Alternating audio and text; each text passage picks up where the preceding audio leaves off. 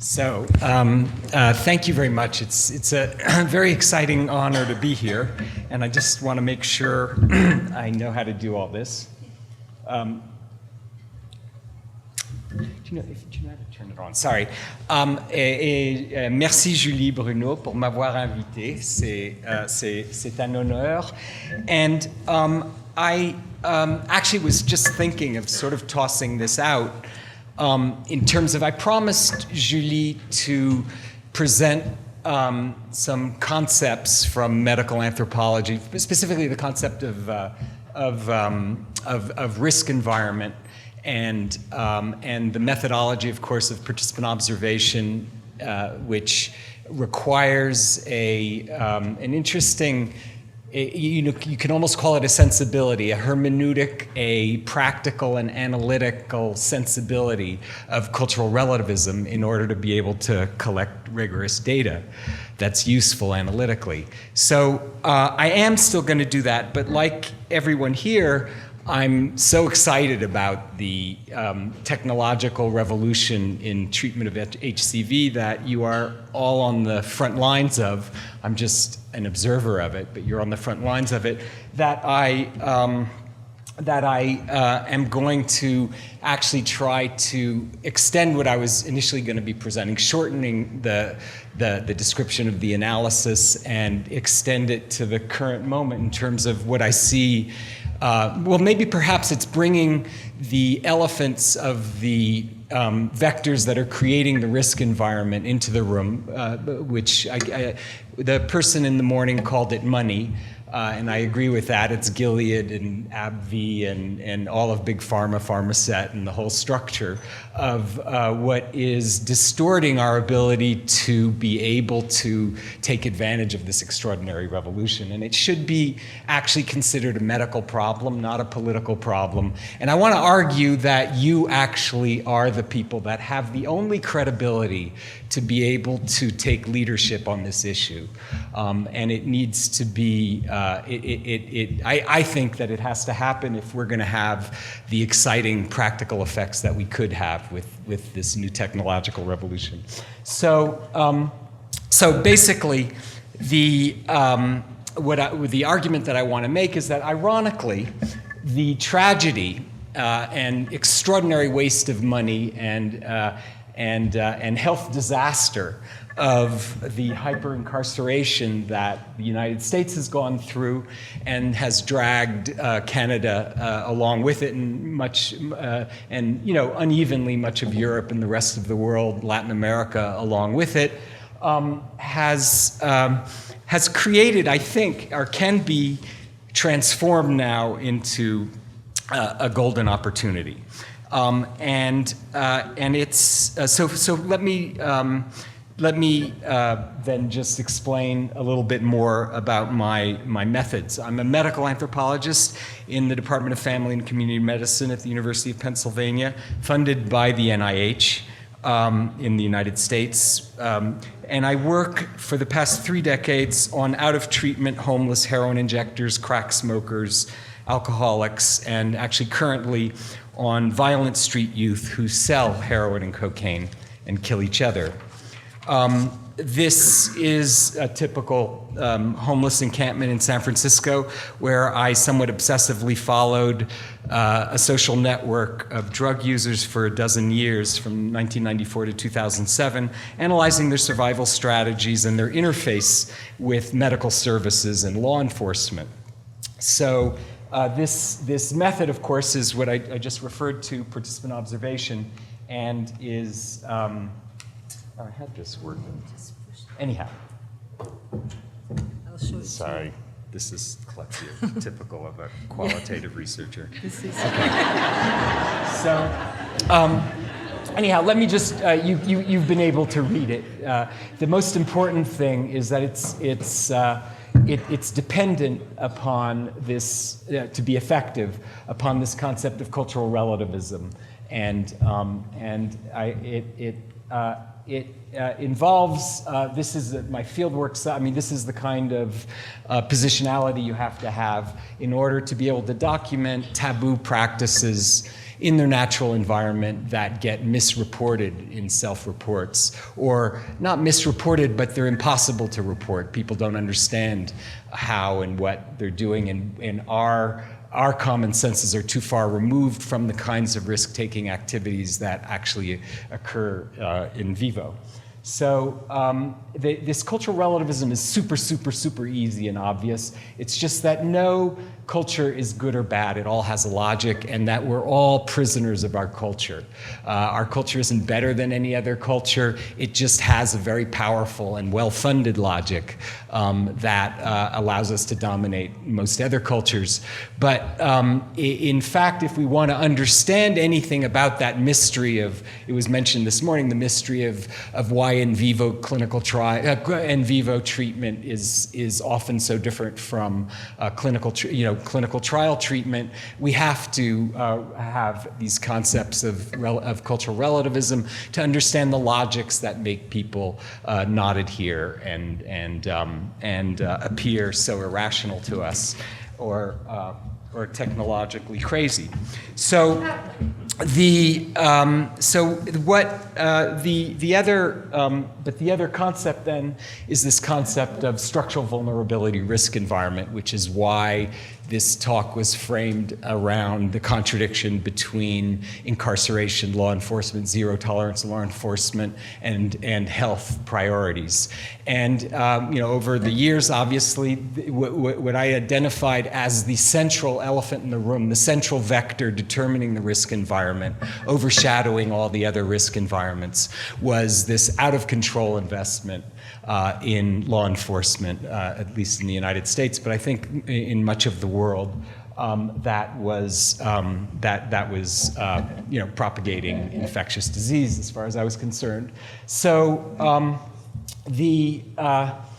so what I want to do then is just show you an example to try to get at cultural relativism and the law enforcement risk environment, reading from participant observation fieldwork notes. So even though it isn't the methodology that you usually use, you can start to see how it can be used analytically and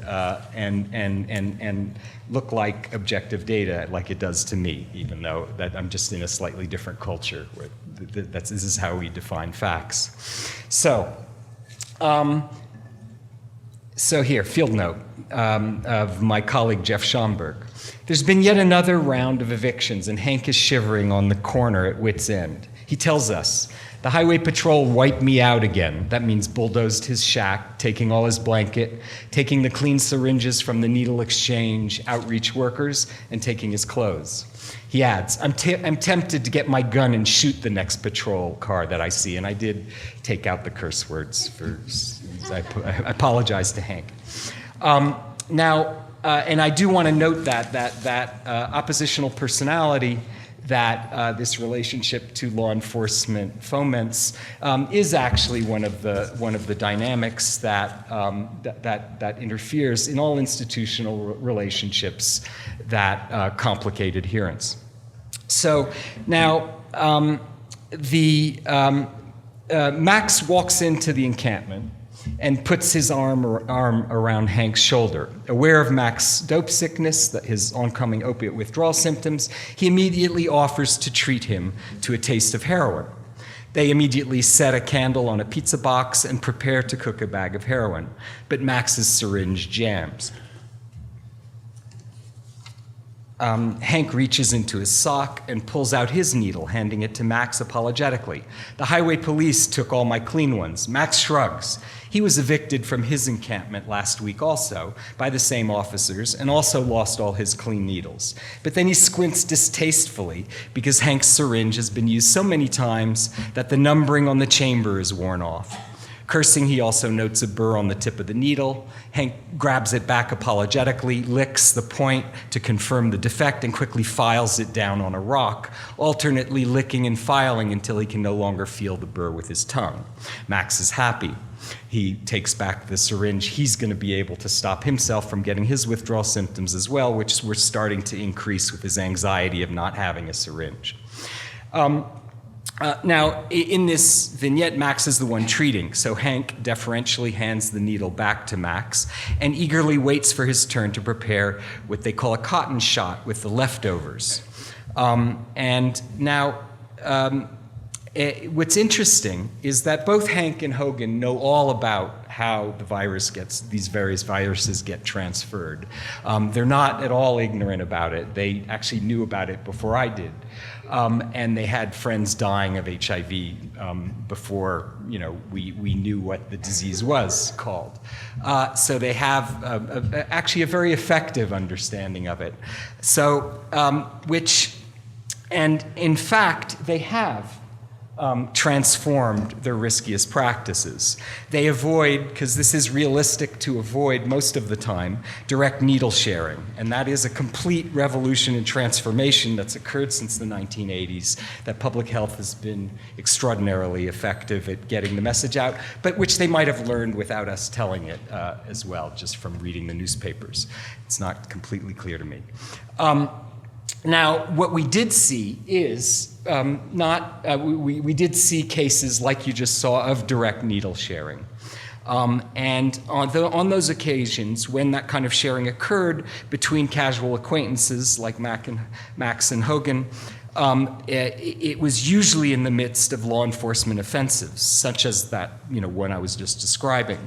Now, there's a whole other dimension I won't get into. When it's between lovers, it just doesn't occur to people that it's sharing. It's not. It's another logic. So this is our contrasting competing cultural logics. To us, this is what this looks straightforward. We have no doubt about this. It makes complete sense. To them, actually, it's almost just the opposite, in the sense that this form of sharing is actually good for Max and Hogan's health from their immediate perspective, because it is going to stop them from getting their primary anxiety in life, which is heroin withdrawal symptoms, which any of you who've seen it know exactly how mind-bogglingly painful they are, and would actually enter into that culture very rapidly. It's their logic if you were physically addicted to heroin, of course. Now, so what was taking place was a process of gift giving that actually it dates back to an anthropologist in the 1930s trying to understand how economies that don't have cash manage to distribute their goods and services so widely and efficiently across long distances. And it's through the gift. A gift is not a gift. A gift is an obligation of reciprocity, and that's how you get these extraordinarily efficient distributions of resources among people with no market, no formal market or cash economy. And then and I'll go very fast through this because I presented this elsewhere, but basically there's then other dimensions to the risk environment that are pharmacological, logistical, which in the case of California or everything west of the Mississippi River, because of how the mafia controls distribution of types of heroin. Everything is black tar heroin west of the Mississippi. Everything is white powder east of the Mississippi. Black tar is the Mexican processed stuff, and the white powder is the Colombian processed stuff.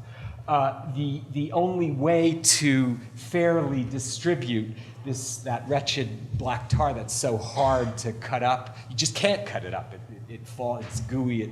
It flips off your razor blade. You have to liquefy it, and you have to then. It's hard. It's a crummy substance. You also have to heat it, and it just doesn't liquefy easily. So there's lots of vectors that you can see immediately coming in for making this a great way to transmit viruses and bacterias.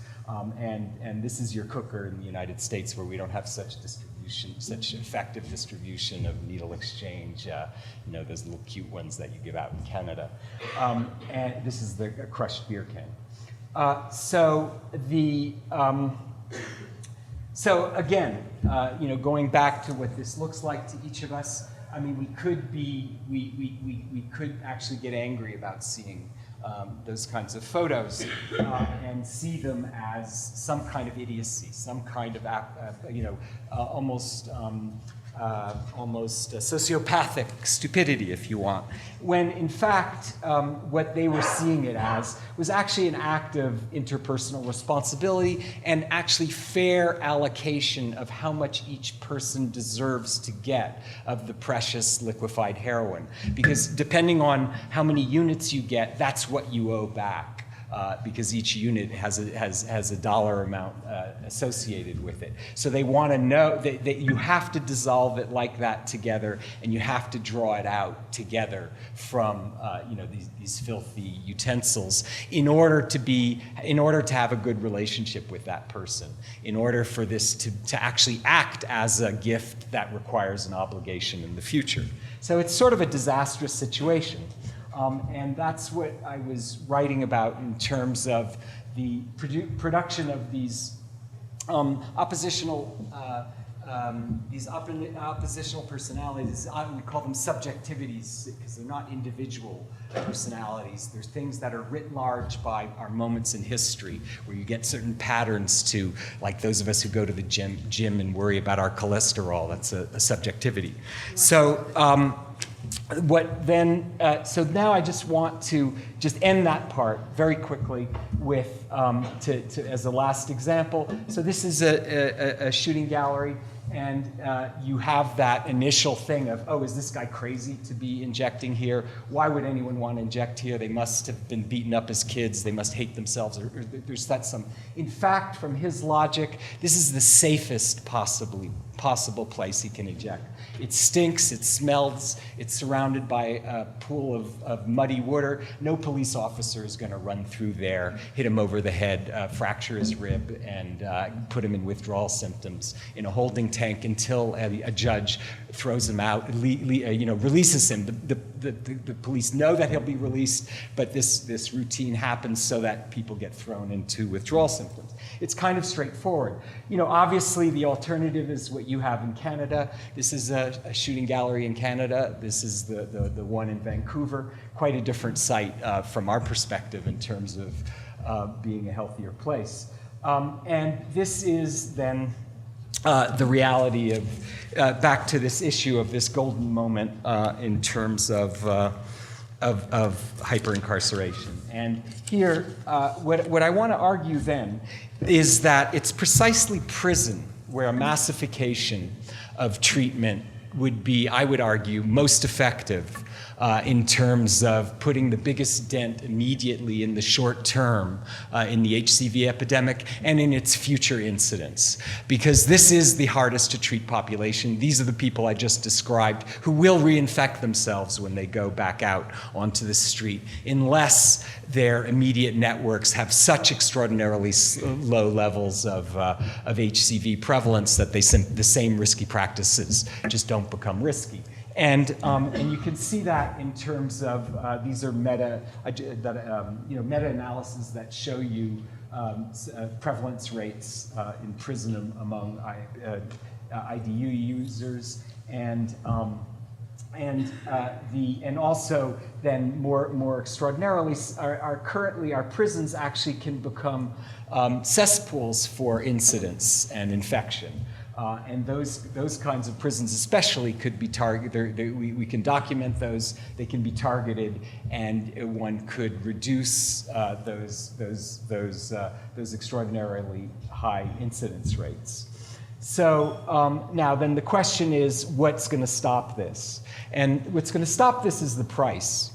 The prison setting is extraordinarily efficient for taking very hard to treat non-adherent people and having them adhere to their drugs. They respond very well to the distribution of drugs in prison.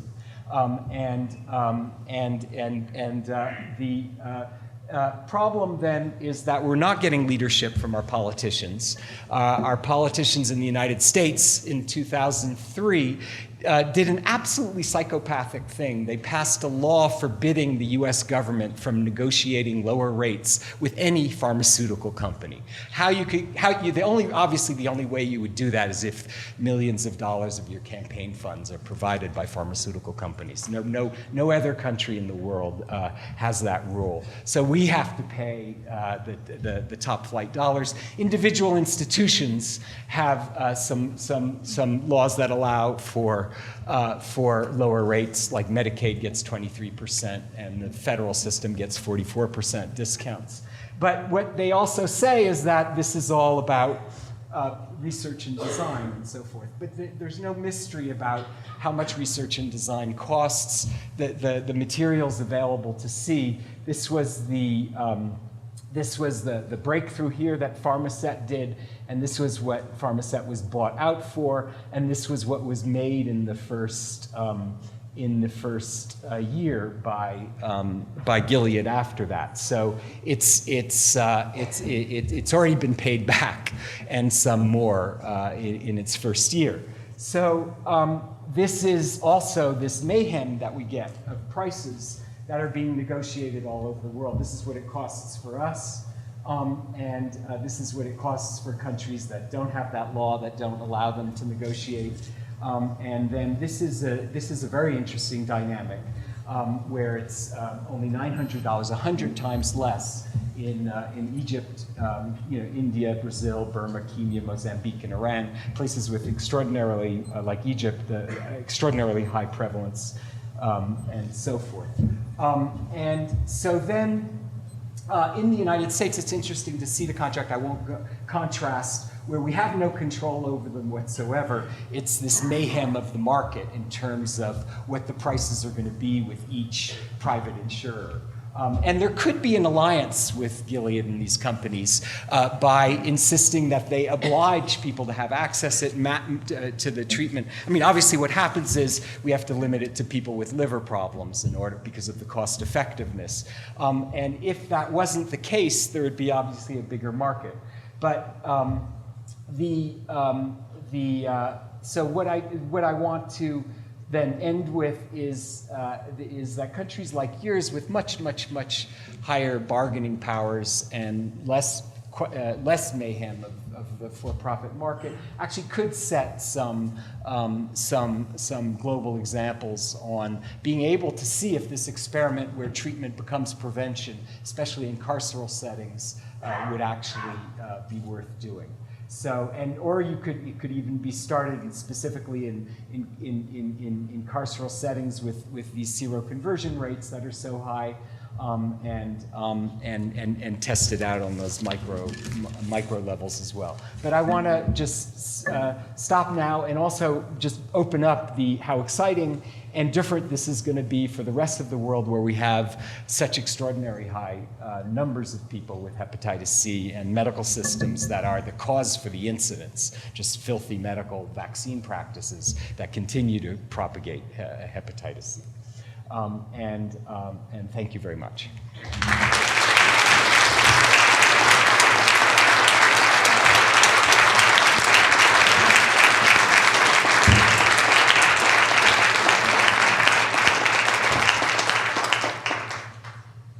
We do have time for go ahead.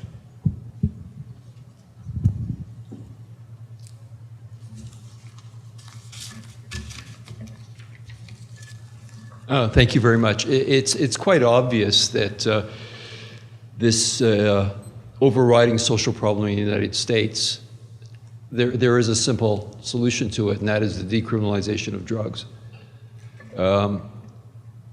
What do you see as being the major impediments to that, the major obstacles to that? Oh, well, there's, I think it's actually more interesting and complicated than a magic bullet solution of decriminalization. One would have to figure out what, how, when, what form, whether it's medicalized, whether it's free marketized, which drugs respond to that, and so forth. But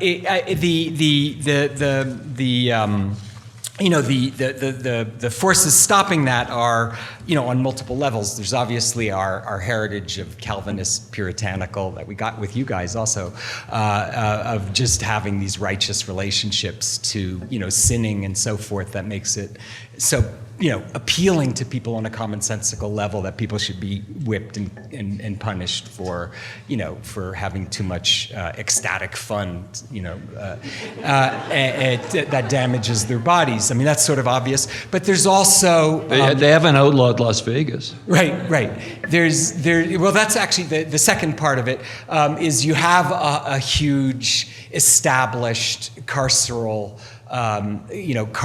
industry that is actually the second biggest. It was the second biggest political campaign contributors after doctors in the state of California.